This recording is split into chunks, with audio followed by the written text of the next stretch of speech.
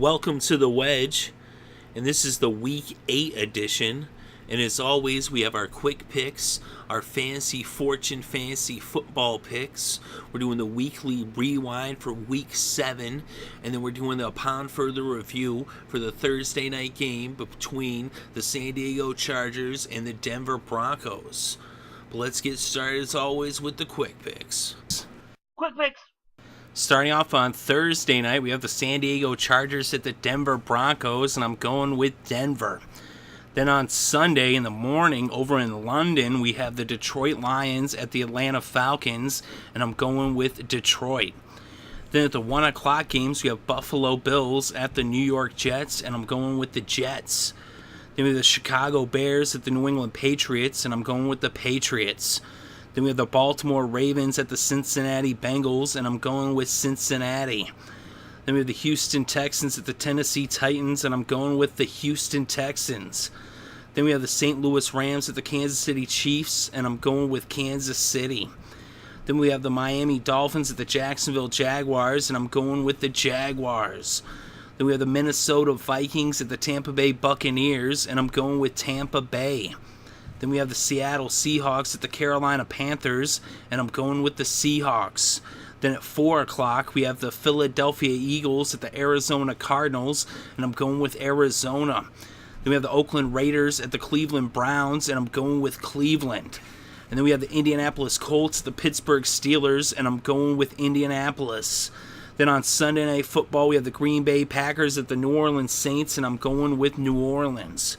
Then on Monday Night Football, we have the Washington Redskins at the Dallas Cowboys, and I'm going with the Cowboys. So that's the quick picks for Week 8. And now it's time for Fantasy Fortunes. Alright, here's the fantasy football picks for Week 8 and a quarterback. I like Aaron Rodgers of the Green Bay Packers going to New Orleans to face the Saints on Sunday Night Football. The Saints have pretty bad defense, especially their pass defense has not been too good this year, and they've been having trouble keeping people out of the end zone, so I expect Aaron Rodgers to have a big night, even though I do think the Saints are going to somehow pull that one off, but I think Aaron Rodgers is a good pick. I also like Matthew Stafford.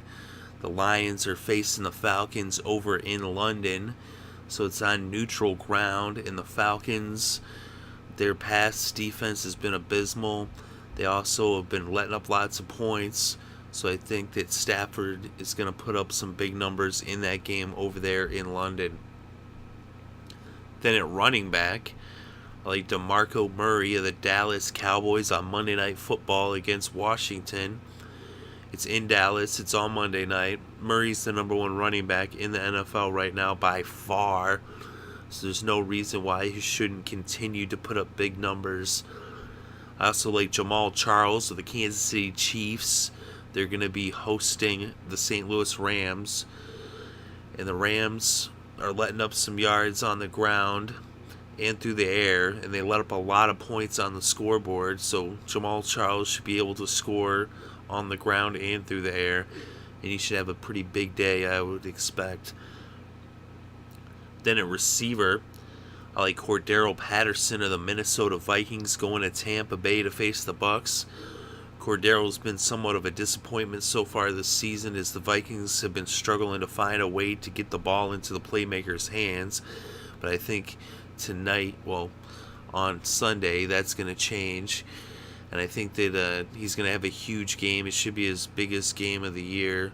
The matchup, anyway, says that is Tampa is dead last when it comes to, their scoring defense and also their receiving defense. So they let up a lot of yards through the air. They let up a lot of yards on the ground. They let up a lot of points as well. So Patterson, as versatile as he is, if they can just get him the ball, he should have a big day. And he can run on those end arounds, and he can also catch it too. So I like Cordero Patterson. I also like Golden Tate. Last week we went with Golden Tate, and he had the best game of his career. I think he's also going to continue to have success, and that's going to be that game over there in London against the Falcons. So I think he's going to have another good week. Then at tight end, I like Travis Kelce of the Kansas City Chiefs. in that game against the Rams. It's in Kansas City. And the Rams, they struggle. They let up a lot of points. Of course, they're decent against the pass. And I think that's going to force Alex Smith to go to his tight end. Of course, he's also going to be going to Jamal Charles out of the backfield as well. I don't think the receivers will necessarily have as big games, but I think the yards are going to, in the passing game, are going to go through Kelsey. So I like Kelsey in that matchup. Then at kicker, I like Steven Hushka of the Seattle Seahawks against the Carolina Panthers. That one's in Carolina. The Seahawks lost a couple of games in a row. I think they're going to go down to Carolina and win that one, but I think Carolina's going to force them to kick field goals, so I think Hushka should be pretty busy in that game. Carolina's defense has been a disappointment this year. They've been letting up a lot of yards, but I do think they are going to try to keep them out the end zone, so I think that's why Hushka is going to should get like 4 kicks, in my opinion. We'll see. And then in defense, I like the Dallas Cowboys on Monday Night Football against Washington. It's in Dallas. It's all Monday night. Dallas defense hasn't been that overwhelming this year, but against the Redskins, I think they shut them down. It's on Monday night. I think they'll come to play. They're already, the only team in football with 6 victories, and I think they'll get their 7th win. And I think the Dallas defense is going to get some turnovers in that game. And I wouldn't even be surprised to see maybe some special teams plays too. So there we have it for the Fantasy Football picks for Week 8. And now it's time for the Weekly Rewind. In the Weekly Rewind, we go over the top stat lines from the week that was, and that was Week 7. We also go over the top fantasy football players from Week 7, or the week that was, which was Week 7, and we also look at how we did with our quick picks and our fantasy fortune picks. So first off, let's start with the top 5 stat lines for quarterbacks in Week 7. And number 1, we had Andrew Luck of the Indianapolis Colts against the Cincinnati Bengals. He threw 344 passing yards and had 2 touchdowns. Then number 2 was Drew Brees of the New Orleans Saints against the Detroit Lions, the number 1 defense in the NFL, and he threw 342 passing yards, 2 touchdowns, and 1 interception. Number 3 was Peyton Manning of the Denver Broncos versus the San Francisco 49ers, and he threw 318 yards and 4 touchdowns. Number 4 was Russell Wilson of the Seattle Seahawks versus the St. Louis Rams. He had 313 passing yards and 2 touchdowns. He's also going to make an appearance in the top 5 runners. But the number 5 quarterback for Week 7 was Matthew Stafford of the Detroit Lions versus the Saints. He had 299 passing yards, 2 touchdowns, 2 interceptions. So we saw a lot of passing yards in that Detroit and New Orleans game. So those are your top 5 quarterbacks for Week 7. The top 5 rushers for Week 7. Coming at number 1, we had DeMarco Murray of the Dallas Cowboys against the New York Giants. He had 128 rushing yards and 1 touchdown, as he continues to have a great season there in Dallas.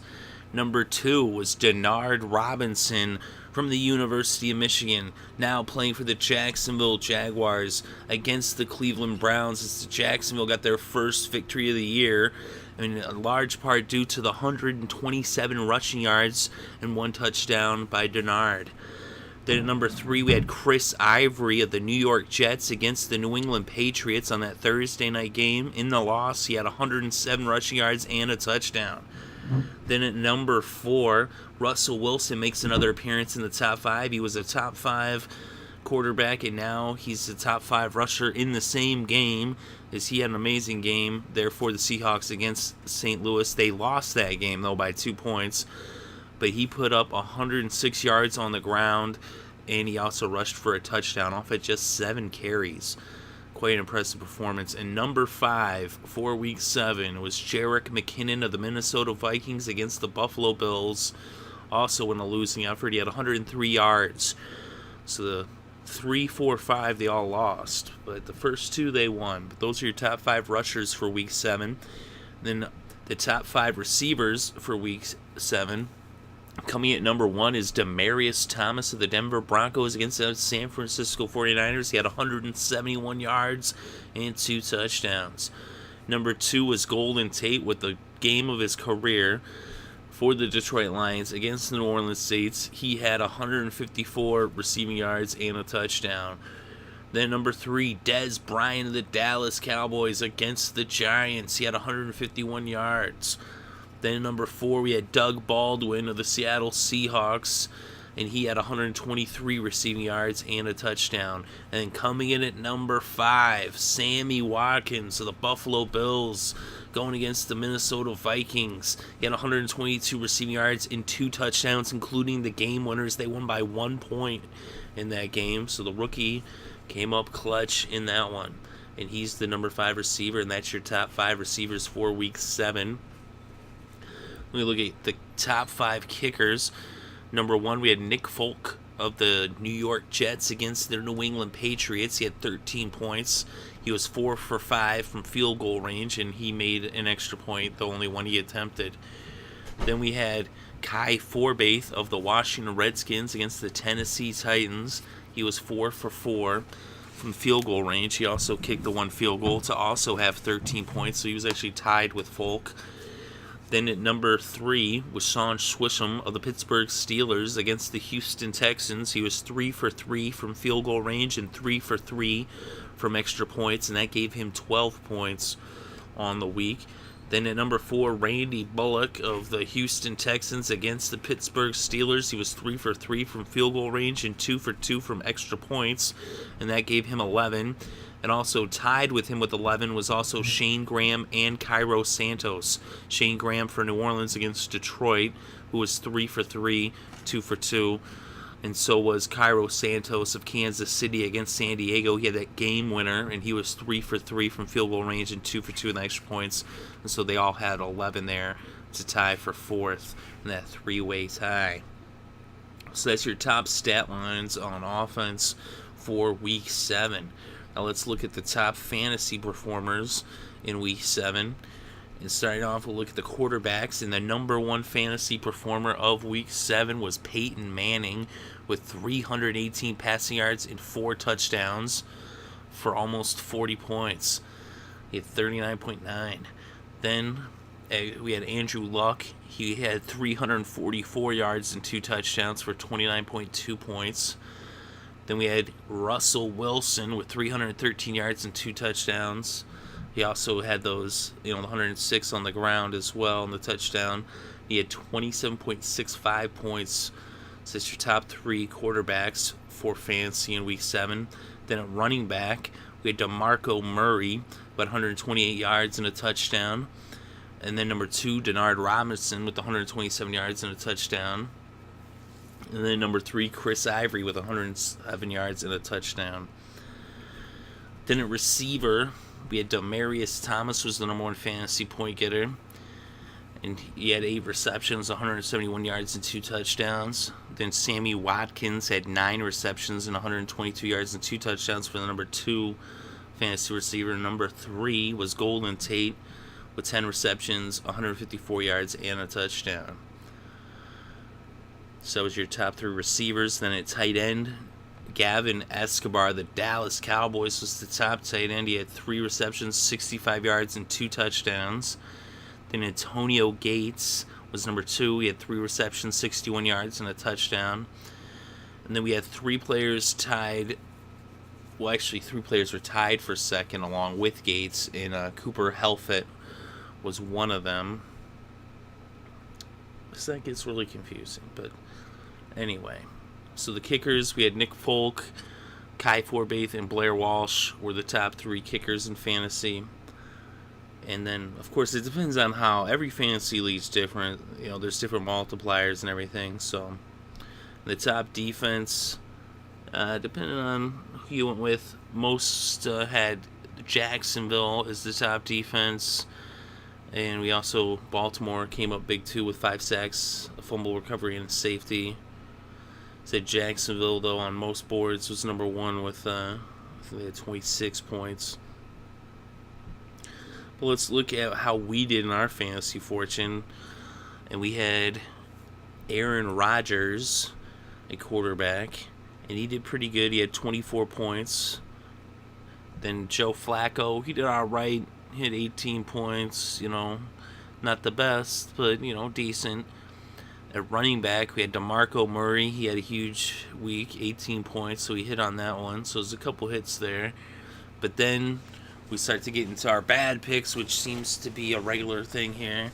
As actually, we seem to make more bad fantasy picks than good ones. But this week was kind of even though the fantasy has been an uphill battle all year for us.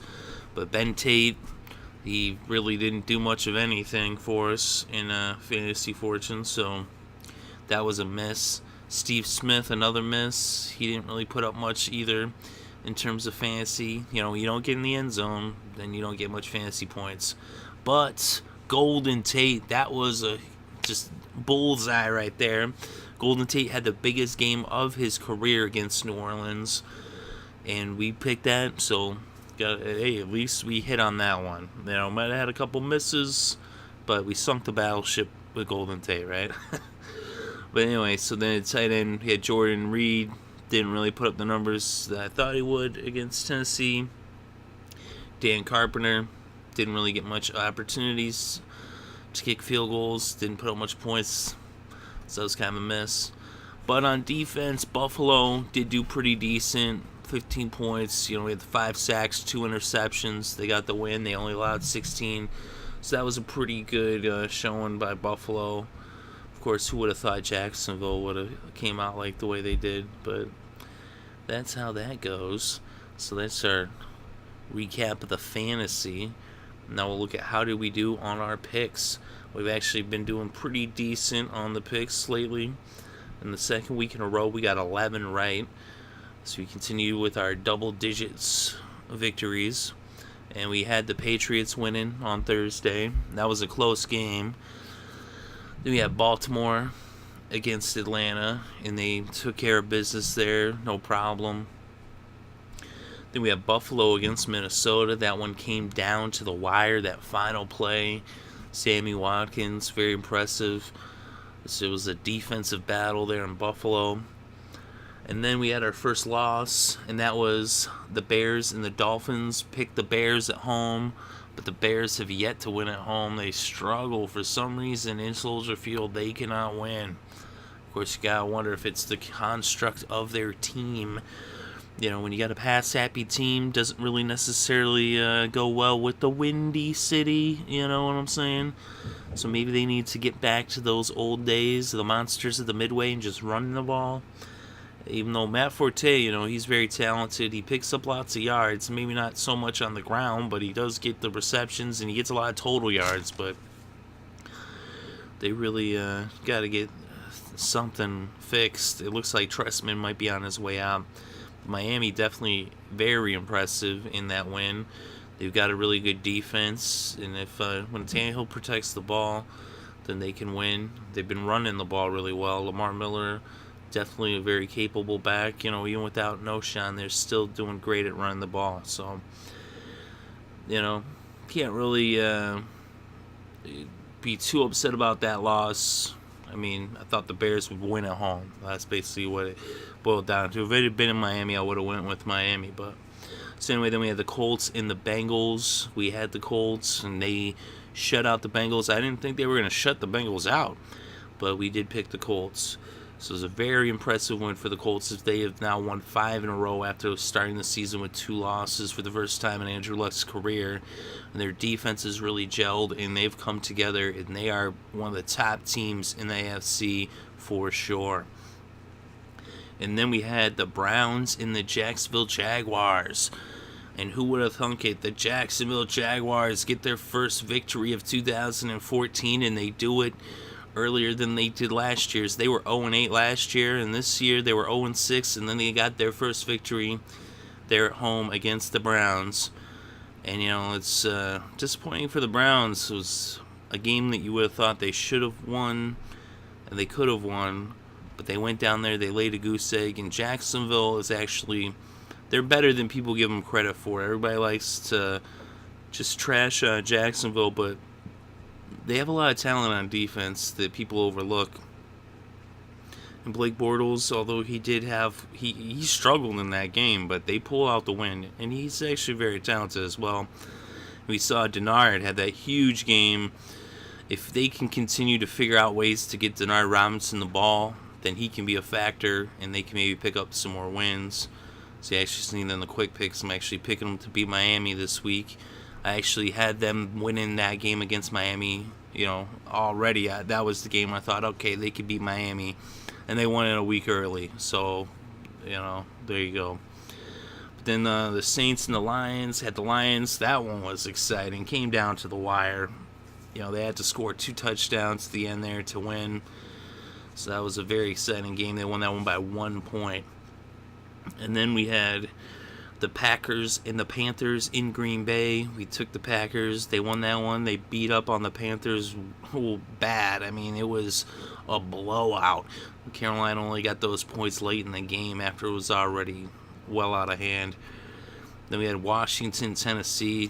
We went with Washington. They won that one in a tight battle. I thought it would be a higher score, but they actually, not too surprising when you figure if you look at their team, their defenses on both sides is kind of their strength. But so then we had another loss, and that was the Seahawks and the Rams, and we picked the Seahawks. Of course we picked the Seahawks. Who didn't pick the Seahawks? I mean, I'll tell you though, if you actually even go back and listen to the Pond for the Review, you can see, what we were saying. Same thing with that Jacksonville. I was actually kind of talking Jacksonville up somewhat, and then they went out and won, even though I picked Cleveland. Same thing with this one. Part of me, my instincts was actually telling me the Rams. But then I was like, no, there's no way Seattle's going to lose this game after the way they lost the last game. They're going to bounce back. And I'm kind of falling into that trap again this week where I'm picking Seattle in Carolina. It's like, there's no way they're going to lose again. Like, they can't keep losing, but we'll see. And that game came down to there was that 90-yard punt return that made the difference. Also, the missed 2-point conversion by Seattle. They convert that. This game goes to overtime. But instead they fall short and give it to St. Louis. They came up with that victory. And that crazy fumble there at the end, that was a wild finish. And I'll tell you, the thing in sports is you never want to leave it in the hands of the refs. If a game has to be decided by a referee, well, then you've already lost it. You want to win, you got to make sure that it's not capable for the refs to screw you out of it. Not saying either way, that they did or not, but I'm just saying that you don't want to come down to a call that goes either way and decides a game. You got to, be in a position where you win your game, secure the victory. Don't let it come down to a fumble at the end there. Of course, the fumble was recovered by St. Louis, and it was their own fumble. It was a crazy play. I'm sure you all saw it. So then we had the Chargers against the Chiefs, and we went with the Chargers at home. But Kansas City went in there. An impressive win for Kansas City. They've been kind of a tough team to really get a beat on. The Chargers, I'll tell you, they started off so strong. They're 5-1. Now they lose this game. They're 5-2. Now they got to play the Broncos on Thursday night.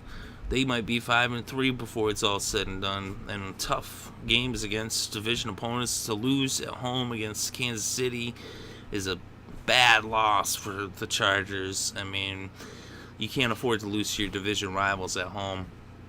And it's a huge win for Kansas City. Now they're 3-3. If they can go on a run, we saw last year they started off 8-0. If they can win the next 8 games, they'll be 11-3. They're capable of doing that. And now things seem to be gelling. They seem to got some guys healthy. That was kind of the problem. Starting off in September, they were a little banged up. Now they're looking a lot more competitive. As I did expect them to be competitive this year. So, a tight one there. Came down to the end with the field goal. But then we had the Cowboys over the Giants. Cowboys all the way in that one. Giants made it a little bit interesting, but not really. We had Arizona over Oakland, of course. Arizona and Oakland. Oakland remains winless. And then the Broncos against the Niners. We took the Broncos and they just destroyed the Niners. They kind of exposed them a little bit. And, we saw Peyton. He got history. He broke Brett Favre's record there. That was a very nice moment. And it was kind of funny, too. And I'm not talking about how they played keep away. I'm talking about what was funny is how the Niners were, cheering and in awe of Peyton. It's like, yeah, that's all well and good. It's nice you respect the guy, but you're playing a football game. What are you doing? You don't play a game to watch the other team set records. You play to win the game. So, I would be upset. I'll tell you, if I'm the San Francisco coaching staff, if I'm in San Francisco, I'd be, so mad because I'd be like, why was my team, sitting there in awe of Peyton? Why were they doing that? Why were they all smiling so much and cheering and watching him oh yeah, look at another touchdown against us. Oh, great one, Peyton. It's like, hey, how about you get your head in the friggin' game and play some football? If I was Harbaugh, I'd be showing them that would be the film I'd be showing them. Hey, look, here's you friggin' watching Peyton set the record and cheering him on, you friggin' jerks. Come on, what are you doing? It's nice to be sportsmanlike and friendly and all that, but you're playing a game. Get your head in the game. Stop freaking spectating. Either way, we took Denver anyway, so it doesn't matter, right? And then we had on Monday night the Steelers and the Texans. That was a close one. The Texans, they got that defense. J.J. Watt continues to have an amazing season, although their offense continues to just friggin' make all his efforts for naught. As Fitzpatrick is just garbage behind center. They do have a running game. Foster's been carrying the load, but the Texans, as good as their defense and running game is, they ain't going to go very far until they actually get a solid, consistent, reliable quarterback behind center. I don't know how that's going to happen. They're going to have to wait until next year. Even though they're sitting there at 3-4, they're capable of making some kind of run, but, I just don't know how they're going to, overcome Fitzpatrick's continuous mistakes game in, game out. And of course the Steelers, Monday night, you don't go against the Steelers on Monday night in terms of when you're picking or betting. Always go with the Steelers in prime time, especially Monday Night Football. So that was the quick picks, and that was week 7, and that's the weekly rewind. Upon further review.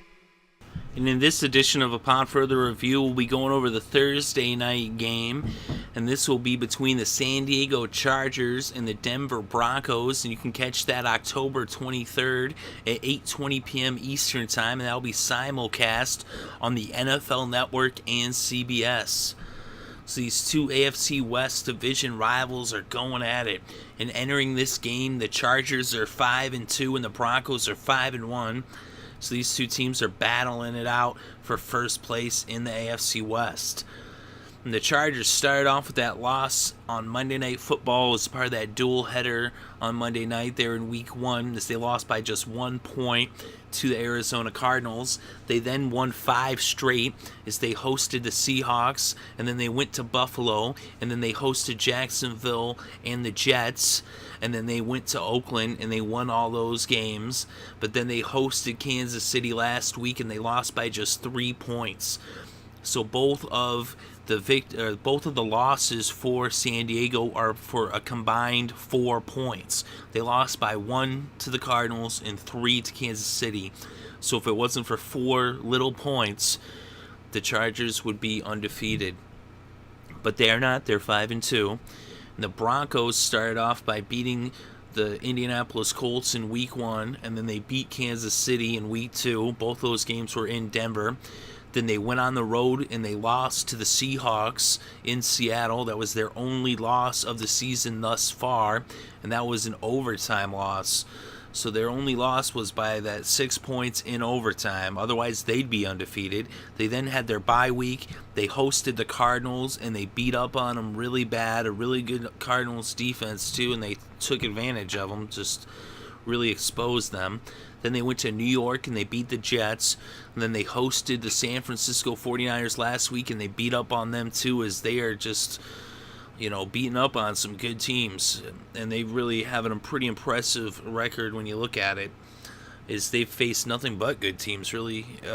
Sans the Jets, even though the Jets have a good defense. So even though their record is pretty bad, so now here we are Thursday night against San Diego, division rivals. These two teams play each other really tight, and if you look back at last year, Denver beat San Diego in San Diego, and San Diego beat Denver in Denver. And if memory serves, that was also a Thursday night game, which makes it kind of tempting to possibly go with San Diego, although I am going with Denver. It is in Mile High, and the Broncos have been one of the best teams for sure. Let's look inside the numbers.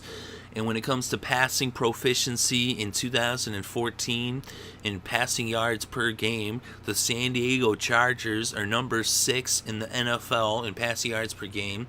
The Broncos are number 3. Then we look at passing defense. The Chargers are number 3 in yards allowed through the air. The Broncos are 18. So you got to give the edge to San Diego in the passing game. I know that's a tough call right there to ever give anyone the edge over Peyton Manning when it comes to the passing. But when we look at the defensive numbers, San Diego's defense is right there, matches up with Denver really good. That doesn't mean Denver won't have a good game. It doesn't mean Peyton won't have a good game. But it just means if you look at the numbers, the Chargers are in a better position. Phillip Rivers going against that Denver secondary that has been allowing yards through the air. And he's been putting up big numbers as well. So just on paper, the edge goes to San Diego. Although I know in most people's hearts and in their heads they would say Peyton. But if you look at the numbers say San Diego has the edge when it comes to passing the ball in this game. Then we look at the running attacks of these two teams, and these two teams cannot run the ball to save their lives. Of course, the Chargers, a real big part of that is the injuries they've suffered. Ryan Matthews was injured early in the season. Danny Woodhead lost for the year. Donald Brown even has gone down. Now they're with Brandon Oliver, and Brandon Oliver has actually been doing really good. He shows some signs of hope for San Diego. He's been putting up good numbers. He's rushed for 100 yards in weeks 5 and 6. Not last week, though. But on the season, the Chargers are 29th in the NFL in rushing yards per game. So, although a lot of people think they can run the ball, the numbers say different. And, of course, a lot of that has to do with their injuries. If they, had a healthy, backs, Ryan Matthews was back there, it'd be a different story, but it is what it is. And the Broncos, they're 25th when it comes to rushing yards. Of course, both these teams are so pass-heavy that's part of the reason why they're so bad at running the ball. They don't really run the ball. How are you going to be good at running the ball if you don't run the ball? How are you going to get yards running the ball if you don't really run the ball? And they both just love to pass. The Broncos are missing no Sean Moreno. Monty Ball has not been getting it done, and so now we got Hillman taking over, and he's been actually showing some life there in the running game. He's actually already, in his short time in the backfield for Denver, has already passed Monty Ball on the season in yards. So he's actually equaled his touches. So Hillman's been looking good. He just got to protect the ball. He's kind of fumble prone. But let's look at the run defense. And the Chargers are 13th in the NFL in yards allowed on the ground per game. And the Broncos are number 3. So the Broncos have an excellent run defense. Of course, part of that has to do with the fact that they're always playing with the lead for the most part. And so then teams are forced to pass and don't really have much of an opportunity to run against them. And if they try, they've got, some pretty good defenders that stop them. DeMarcus Ware, just to name one. So when it comes to running the ball, the edge actually goes to Denver. So Denver has the edge when it comes to running. Now let's look at the points for and against. And when it comes to scoring, the Chargers are the 9th most proficient scoring team in the NFL per game. They put up the 9th most points on the scoreboard. And the Broncos are number 1. Of course they are. Peyton Manning throwing all those touchdowns, breaking Brett Favre's record. He's not having the year he had last year, but he's still having a year that anyone would be envious of, and is definitely looking to go back to the Pro Bowl. As I said, they're number one when it comes to putting up points on the scoreboard. Then we look at the defense of these two teams in terms of points. The Chargers are number 3 in points allowed, and the Broncos are number 5. So they're both really good at preventing other teams from scoring, and the edge has to go to Denver. They're number 1, number 5 against versus number 9, number 3 against. Edge Denver. So Denver has the edge in the statistical categories. It might be a slight edge in certain areas, and then if you actually look, the one edge that San Diego has is in the passing game, and then that's on paper. When you actually consider how's it going to be played out on the field, that even more so goes towards the advantage of the Broncos. And the thing with this game is, Denver's MO is to get out to an early lead, and then they kind of sit on their lead. The Chargers, though, they're a team that can come back on you, and Phillip Rivers is no stranger to the fourth quarter comeback. So Denver's got to play a full 60 minutes. They got to keep it on them. They got to keep it full throttle, keep putting points on the board one way or another if they want to beat San Diego, because San Diego's a team, if they fall asleep at the wheel with the lead there in Denver, the Chargers will come up from behind and possibly pass them on their way to the victory. I am picking Denver, though, but I would not be surprised to see Phillip Rivers pull something off in this game. They did beat Denver last year in Denver, so it's possible.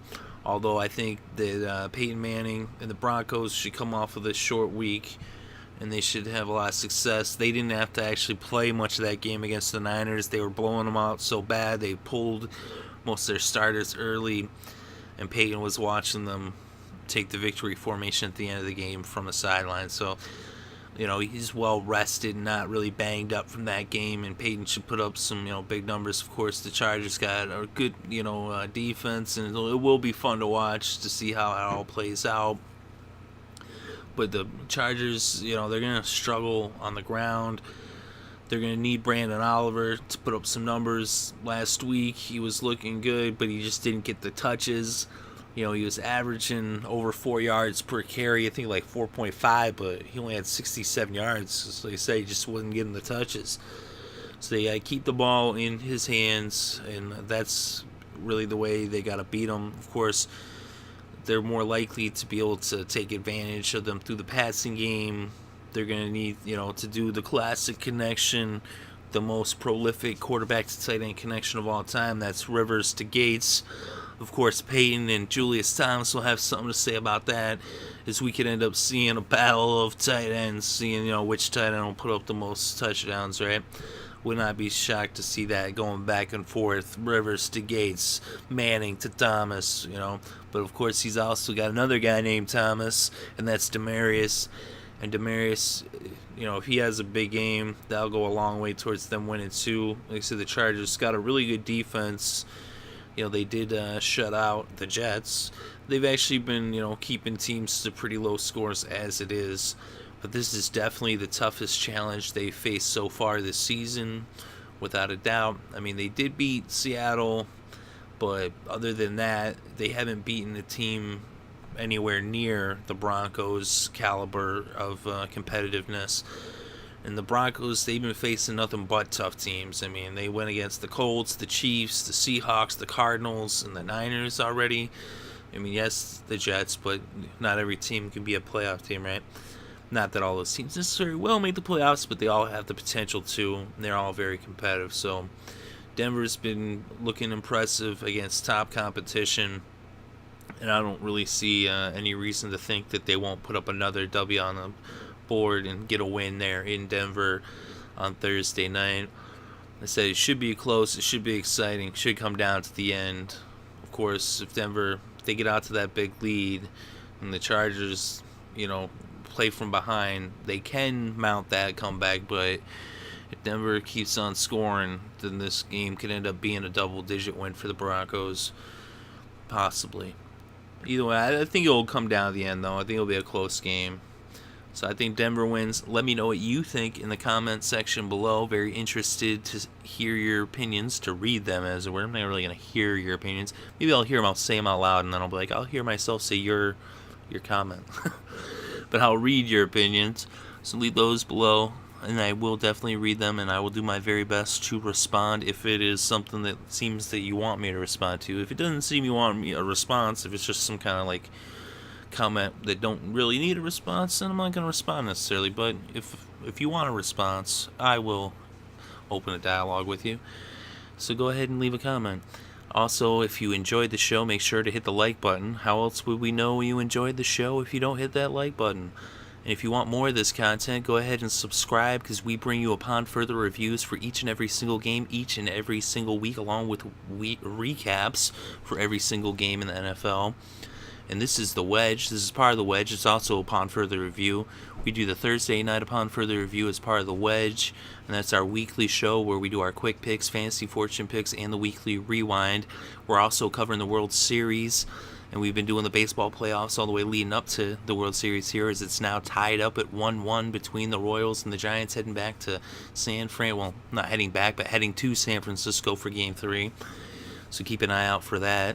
We also do some college football, although with the World Series and all the baseball going on, it's been tough to keep up with the college. But we will be getting back to the college football, and we will be covering the college football playoffs once that approaches. So keep an eye out for all of that, and thank you very much for listening. It is greatly appreciated. I hope you're having a great day, and have a great weekend, and enjoy all of the sports.